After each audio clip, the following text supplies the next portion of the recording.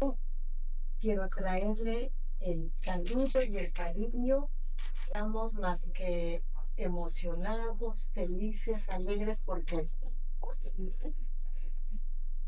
oh, Good afternoon. afternoon. Good afternoon.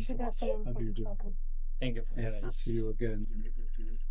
Thank you for your patience waiting as I had to greet all the delegations. Military equipment.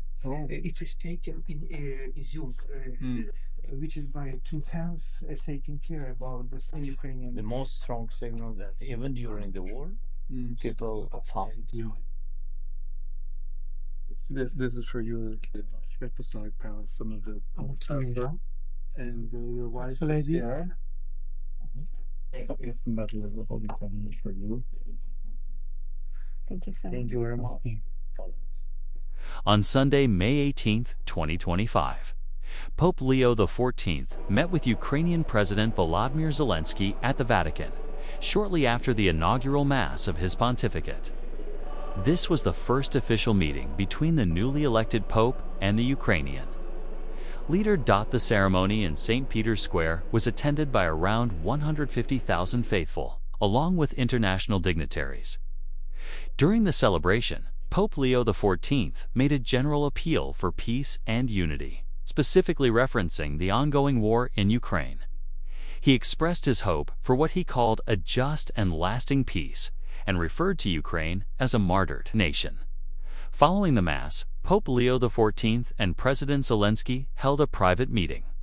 While the details of their conversation were not disclosed, President Zelensky later thanked the Vatican for its humanitarian support and for its willingness to serve as a platform for potential peace dialogue.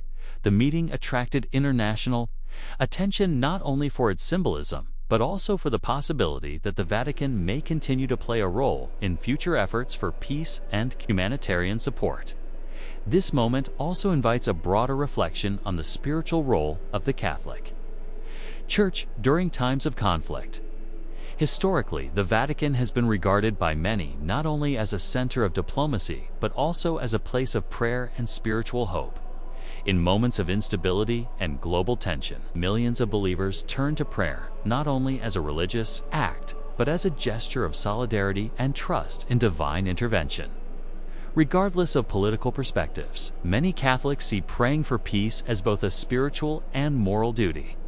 One powerful reference often recalled is the apparition of Our Lady in Fatima in 1917, just before the end of World War I. According to the accounts of the three shepherd children, Mary asked that people pray the rosary daily, do penance, and sincerely return to God in order to prevent even greater wars.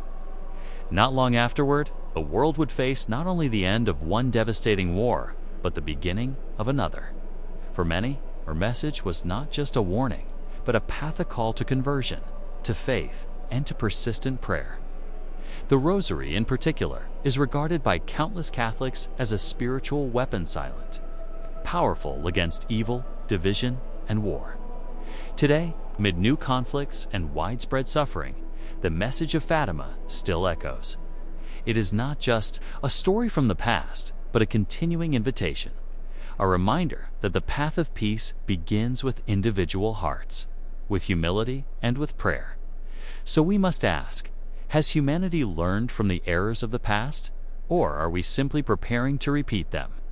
Throughout history, we've heard many promises of never again, and yet the cycle of violence continues. The warning signs are often clear, but are we truly listening? In the end, the path to peace may not begin with treaties or negotiations alone. Perhaps it begins in the silence of a rosary, in the repentance of a heart, in the quiet choice to seek reconciliation. If you found this report meaningful, we invite you to like the video, subscribe to the channel, and turn on notifications to stay informed.